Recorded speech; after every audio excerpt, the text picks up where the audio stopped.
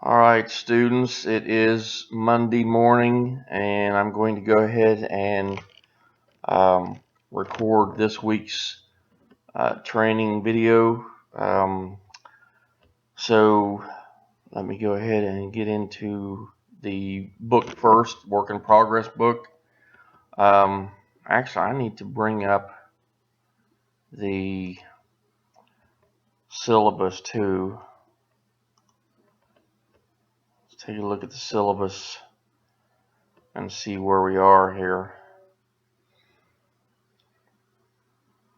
Okay, so on the syllabus, we are at right here, week 4. Let me expand this up a little bit so I can read it. Alright, so you guys have finished your midterm portfolio. I know this here we had for conference. If anybody needs to conference with me about anything, if you want to talk to me a little bit more one-on-one about anything, you can always, as per the information on the upper part of this page here, you can always Skype me here, or you can email me and ask maybe to meet at Google Hangouts or whatever would work for you. Just don't forget that I have my office hours here on Mondays and Wednesdays from 2 to 3. So you can always do that. You can always Skype me or request a Google Hangout during that time if you want to conference with me about what you've done so far or anything like that. If you have any questions or whatever. We should have done it last week, but that's okay. We can do that this week if you want. It's not that big a deal. So anyway, this week you want to be sure, of course, to look at the rhetorical analysis. We'll talk about what that is here in a second. And you're going to try to do your second peer review this week. So try to do a peer review this week.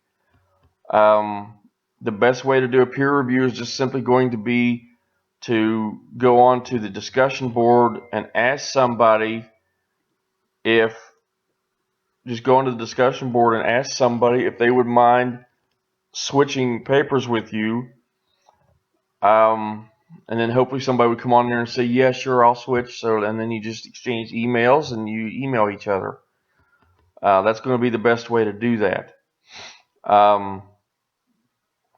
Okay, but try to get the peer review done this week. And so chapter 5 in the work in progress is what you'll be reading. There's a couple sample rhetorical analyses on the eCampus page, which of course I will double check those here in a little bit to make sure they still work. Since the last time you had to look at those, they didn't work and I had to change them. So I'll check those today, make sure they work.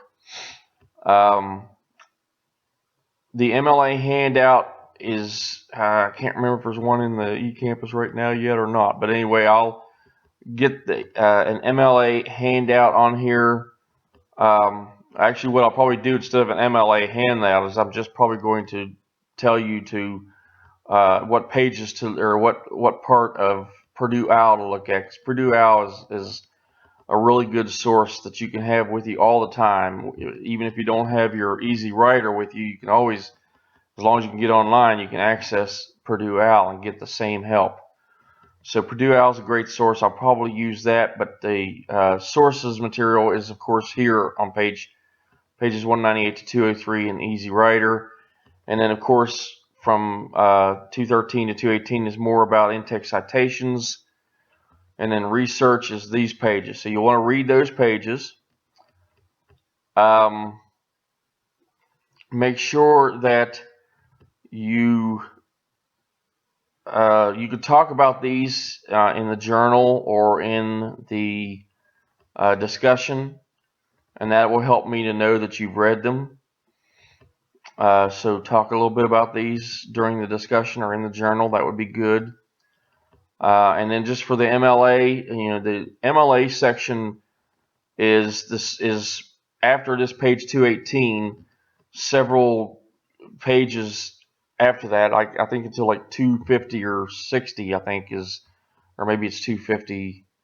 I forget what pages those are on, but anyway, all those pages, several pages above 218 here are the pages that tell you what your actual in-text citations should look like. Okay, so use that book and look at those, but we'll look at those also. Maybe I'll do a separate video to help you understand these a little bit better. So I'll probably do that. I'll probably do a separate video to help you understand the MLA stuff a little bit later on. Okay, so either later today or maybe tomorrow I'll do that. So for now, concentrate on reading chapter 5 and reading those sample or rhetorical analyses and reading the Easy Writer. Okay. Journal 4, you need to discuss what you think is involved in analyzing a text. The rhetorical analysis is all about analyzing somebody else's rhetoric. And if you remember, if you've looked that up yet, you should know that rhetoric is basically just the art of persuasion. Rhetoric is anything that we use, whether it's words, images, anything that you use to try to persuade people to do something or to think something or to feel something. So everything from a billboard that tries to tell you to stop smoking to a stop sign are examples of rhetoric, because even a stop sign is trying to convince you to do what? To stop, right? So everything that tries to convince you to do something, think something, feel something is rhetoric. So it can be images, it can be icons. When you see a little icon that has that, like at the bottom of the page, that has a arrow pointing to the right, that usually means what? Turn the page, right? Next page. So everything that basically is trying to tell you to do something or think something or feel something is rhetoric. It's not too hard to figure that one out. So what you're going to be doing when you're analyzing rhetoric is that means you're going to be reading or viewing somebody else's rhetoric and analyzing it, deciding how good a job they've done at making an argument or trying to persuade people to do something or feel something or think something. So you're not, now this is what I got to get across to you on this one. You are not, I repeat, you are not analyzing how good the writing is, or how cool the video is, or how interesting the ad is. And you can analyze those things. You can analyze a video, a music video, music lyrics. You can analyze a advertisement, anything, literally anything that tries to convince or is trying to convince its audience to do something, feel something, or think something. You can analyze it. Okay, so you could analyze an essay, but you could also analyze it more interesting things like videos, movies. If you can think of a movie or have watched a movie that is trying to really tell its audience something deeper than what the movie is really about, for example, maybe a movie like The Hunting, what's it called? The Hunger Games. If you might analyze one of the Hunger Games movies and talk about how it's really trying to teach us, what is it really trying to teach us about? What is the Hunger Games really about? Like maybe something like government control and things like that, right? So you can analyze anything that's trying to teach you something or trying to tell you something. A book, a novel that you've read that you know is trying to tell you about things, like the old novel 1984. If you're familiar with that novel, you might know what I'm getting at. But 1984 is another book or a novel that is trying to get across the idea of government having too much control. Or in the case of 1984, it's more about technology allowing government to have too much control. So it's a little bit of technology and government problems there, government control problems. Okay, we'll have another type of plagiarism quiz of some sort this week. So what you want to do here for the journal is just discuss what you think might be involved in analyzing a text. And you can do that after you've read this chapter 5, and after you've looked at those sample rhetorical analysis. You should be able to give me an idea of what you think analyzing a text means. Now, bear in mind that this is another one like the last one, like the profile. This one is all about the text. So when you're analyzing a text, do not have your voice in it. Do not say I or me. You want this to be all about the text. Just like in the profile, it should have been all about the person or place you were profiling, and you should not have used the words I or me or referred to your questions or your interview or anything in any way. This works the same way.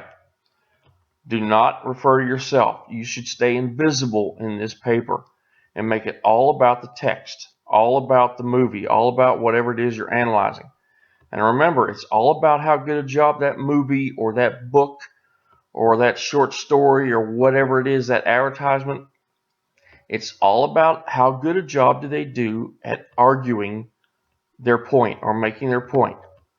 This also involves, just to be sure you remember, this also involves those rhetorical strategies.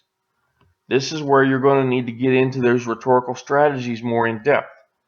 You want to talk about, and you'll see this in the sample rhetorical analyses, talk about how the movie, the book, the ad uses logos or logic. Talk about how it uses pathos, or in other words, how does it make the audience feel something? Pathos is all about getting your audience to feel something. So like a picture of a little child or a picture of a puppy, that's using pathos because it makes you think, oh, isn't that cute? You know, the idea is to make you feel something. So that's pathos. Or how does it use ethos? Ethos is a little trickier. Ethos is about the ethics, but it's more about, when it comes to analyzing a text like this, it's more about how does the author of that text, in other words, the company that produced that billboard, or the company that made that ad, or the author of that book, or the maker of the movie, what are they doing to show themselves as being worth listening to? In other words, what is their ethos? Ethos is all about the author or producer of the work that you are analyzing, and how good a job do they come across as being reputable, trustworthy, and basically just worth your listening to. Why should I, in other words, think about it this way. When you're reading a book, and that book's trying to tell you about technology and how bad technology can be, like in 1984, you would want to think, okay, how does this author come across as being knowledgeable? How does this company who produced this ad, why should I listen to them? Why should I believe what they have to say? What can they do to prove to me, or what have they done, either in their ad or in their previous, what do you know about them, for example, that helps you know that they are reputable and worth listening to. So, for example, if you are analyzing an ad that was put out by PETA, P-E-T-A, if you're analyzing an ad put out by PETA, People for the Ethical Treatment of Animals, well, what makes them worth listening to? Well, they've been around for a long time. They've done a lot of work in caring for animals and trying to get people to believe that animals have rights and should be cared about. And so they have come across as reputable in their own, in their history of what they've done. The fact that they do this, it's their nonprofit type thing, so it's not like they're out there trying to make a ton of money. They're doing this for the right reasons, stuff like that. So that's what ethos is all about. Ethos is all about the author and how good a job does that author or that company do at making themselves worth listening to, right? Okay, so on to the next part here. The discussion board, the questions, any questions you have, put them on the discussion board this week. And then what you want to do is discuss research. What do you need to know about research? How do you conduct research? What's the difference between primary and secondary research? If you don't remember me talking about primary versus secondary research in one of the previous videos, you might either look that up or look it up online. That'd probably be quicker. We'll look up primary versus secondary research and just talk about in the discussion board what that's about. Okay, and then here, of course, is information about sharing the peer review. And then, of course, what's due this coming Friday will be your exploratory work for Chapter 5, your assignments in the book, the work in progress book, everything in there, and your rhetorical analysis itself, along with remember the final for now memos need to be turned in with these. Okay, and that's going to be one of these pages here in the work in progress book. All right, so you're past the halfway point. This is what you're going to be working on this week. Let's take a look real quick back on here. If you go to lessons,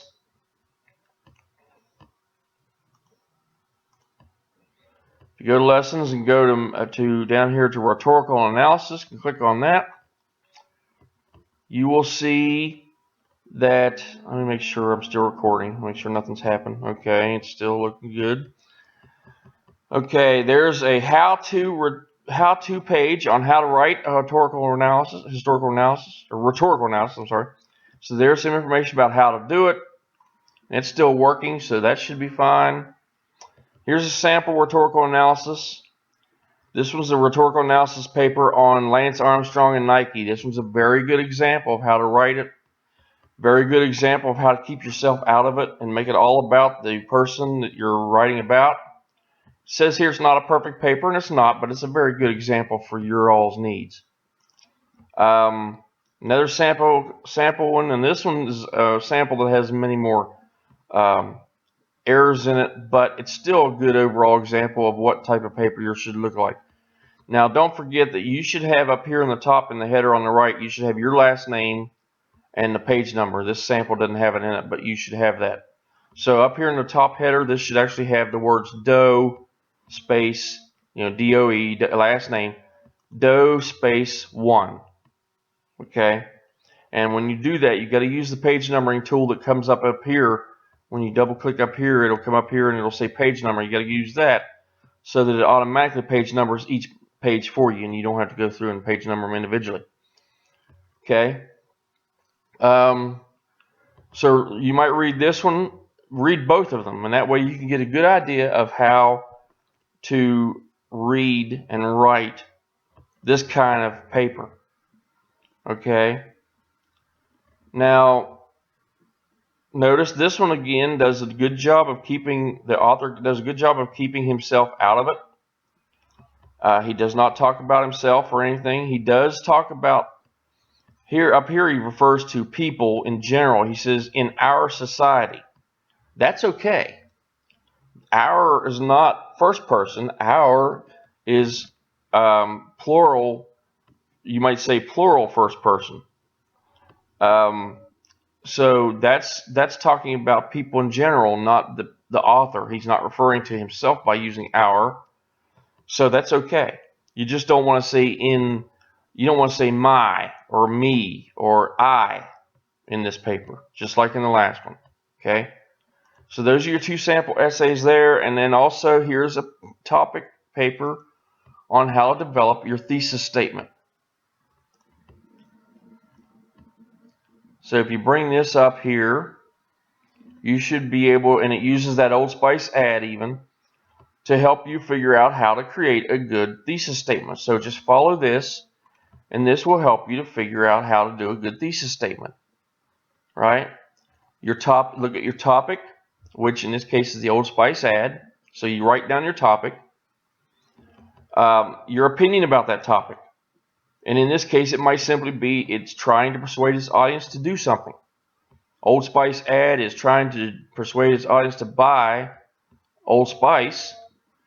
And then here is the support. This is kind of the three things. You want to have like three things that support your opinion. So it's trying to persuade the audience to buy through humor, competitors being compared negatively, speaking to women, or celebrity, or masculinity, or expectation. There were several there to choose from, right? And so the way you could do this is just take this information, plug it in here, and then you write it into the form, take that and write it into the form of a paragraph. So in other words, let's say we're just going to use the first three of these, humor, or no, let's not use this one. Let's say humor, speaking to women, and celebrity. So if you were to write this information out in a paragraph form, you would simply say, the Old Spice ad by with such and such in it, that guy that did it, I can't remember his name now offhand. The Old Spice ad tries to persuade its audience to buy their product by using or through humor, speaking to women, and using celebrity. Bam, that's it. That's all there is to it. You just put those three things in place here in 1, 2, and 3, and then you just simply put them into the form of a paragraph. It's very easy. Okay, so try using that to see how it helps you. Okay, and that's all that's what's under rhetorical analysis. When I have done my other video, it'll be all about Purdue OWL. Purdue OWL is terribly easy to find online. All you got to do is write the word OWL, and it'll be one of the top, if not the top, selections to choose from. Or Purdue, you start writing the word Purdue, P-U-R, and it'll probably pop it up. So it's very easy to find that Purdue OWL if you don't already have it or haven't already found it. Okay, so that's what's under here for you to use. Okay, so let's move on here. I'm still here, yes. Okay, so let's now look finally at the book. Sorry, this one's kind of a long one, but hopefully this will have enough information to help you understand all this stuff pretty well. Just watch this through, take notes, okay? If you take good notes, you won't have to watch the video 2 or 3 times. Take good notes about this stuff, okay? So we've already talked about what a rhetorical analysis is and what you're writing about. So you're basically writing about the rhetoric, the argument, the quality of somebody's argument. Okay, your audience is going to be, again, think real world audience. Don't think it's just for me. Think about where you might get your actual rhetorical analysis published. Maybe online, on your website, on your own Facebook page, in a magazine, wherever. Try to think real world though. Okay. The organization isn't going to be too hard to do because you can just follow the organization scheme of those 2 sample essays here. The samples here have good organization schemes, so you can just use that. Use subheadings. Let me show you this one again.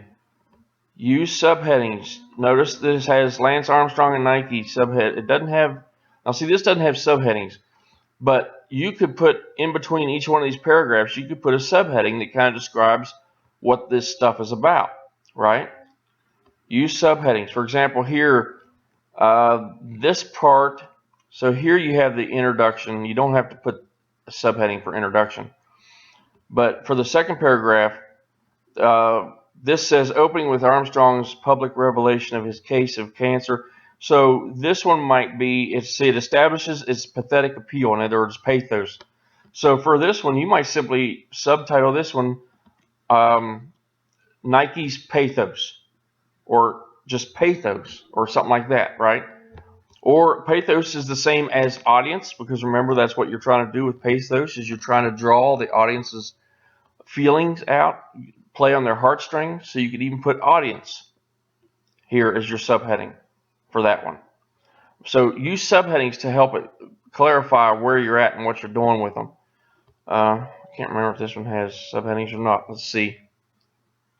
No, that one doesn't really have subheadings either, but subheadings is a good thing to have. So do consider using subheadings to make it clear. It makes it easier for me to see what you're doing with your paper and where everything's supposed to be. So use those subheadings. Here's your assessment. Just make sure you take a good look at that and understand what you're supposed to be doing your paper about and what you should be doing on the paper. Remember, it's 4 to 5 pages. Do not worry about this word count. I don't care about or consider word count It just should be at least 4 full pages. Okay. Now, next page. This one is an activity on analyzing texts. When you do this one, just choose one of these from each section. So here, for analyzing audience, just choose one of these and do it. And all you do is just compare, like for this one, you just compare, look up a copy of Elle magazine and GQ online or at your local library or whatever, and compare them and ask these questions in comparing the two. Or you could go online and look up 2 cartoons like Family Guy and Boondocks. Any 2 cartoons. It doesn't have to be these. It doesn't have to be Elle and GQ. It doesn't have to be, well, this one should be Dave Chappelle's skit because that's specific.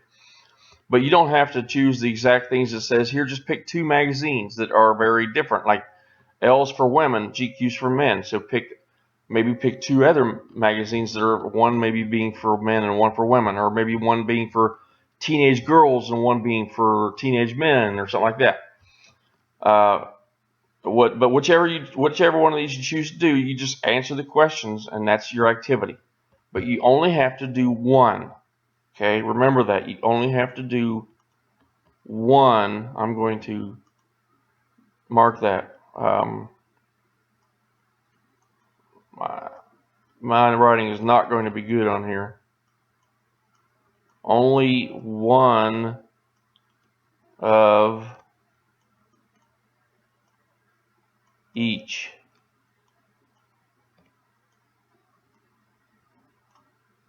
Okay. Only one from each section. So one here, one of these 2, and one of these 2. You only have to pick one of each. Okay, so do that. Just answer the questions for each one, whichever ones you choose to do. Next. Now these next few activities are this is an activity on searching LexisNexis. Just go through and try using LexisNexis and see how you can do on finding information in LexisNexis. It would be, I haven't mentioned this yet, but one of your sources should come from a database, or at least it would be very good for it to come from a database, because databases are where you're going to find your best, most reliable information to use as sources. So go to LexisNexis, see if you can find some sources. Go in there and type in the movie that you've chosen to write about, or the essay. You could go in here to find an essay to write about, even if you wanted to. Or go in to find an essay written about the movie or the ad or the book that you've chosen, and see if they can give you some information to help you write your analysis. Okay. Here's another thing on how to do thesis statements. This is a little bit different from what I've got in the book, but you can try both ways and see which one you think does better for you. But you'll notice when you get to this that it actually does the same thing as my sample on the eCampus does. It has the topic, advertisement for Humane Society. Oops, that's not what I want.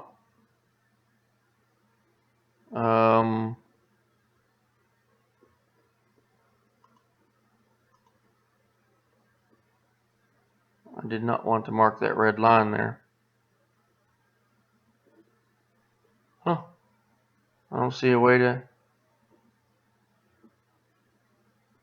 I don't see an eraser. Well...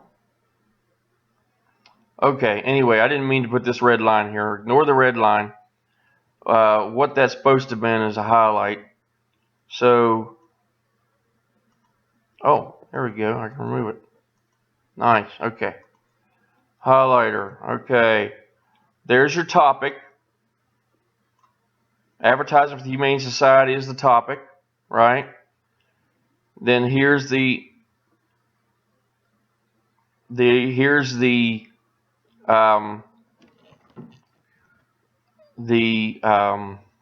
action, or I'm sorry, not the action, my mind's escaping me for a second here. So here's your topic, the Humane Society. Here's what they're trying to prove or what they're trying to say. In other words, this is the opinion, right? Tries to persuade its audience to donate. And then the third part, if you remember, was 3 different supporting reasons that support this opinion. Well, this opinion here is supported by the idea of evoking emotions, and by telling the audience how small amounts of money can have lasting effects. Now, this one only has 2: evoking emotions, and telling the audience how money that the little bit of money will help. You should probably try to go for 3 things instead of just 2 like this one does, but it's still the same idea. You have the topic, which I'll just put a T for the topic, and here you have the opinion, so I'll put OP for opinion there, and then these 2 things, 1 and 2, not easy to write on a computer, let me tell you, with a mouse. Anyway, that's supposed to be a 2. 1 and 2, those are your support.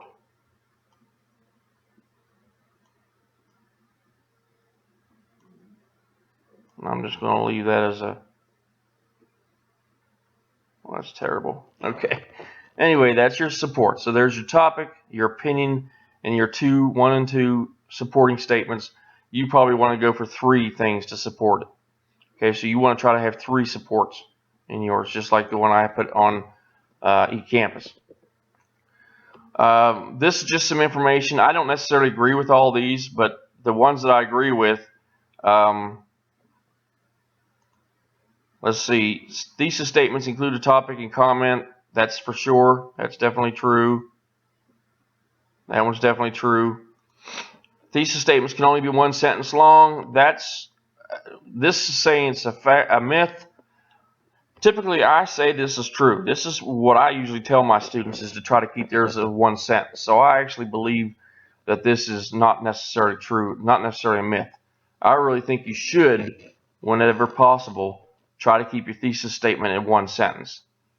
Both thesis statements are debatable. That is absolutely a fact. If your thesis statement is not debatable, in other words, if nobody could disagree with your thesis statement, then all you've stated is a fact. You haven't made a thesis statement. Thesis statement has to be arguable. Thesis statements must present a claim supported by 3 ideas. That is, they again say that's a myth, but I don't necessarily consult. I don't think that's a myth. I think that's a very, very good way of doing it. That's my preferred way of doing it. I really think you should do it that way. Okay?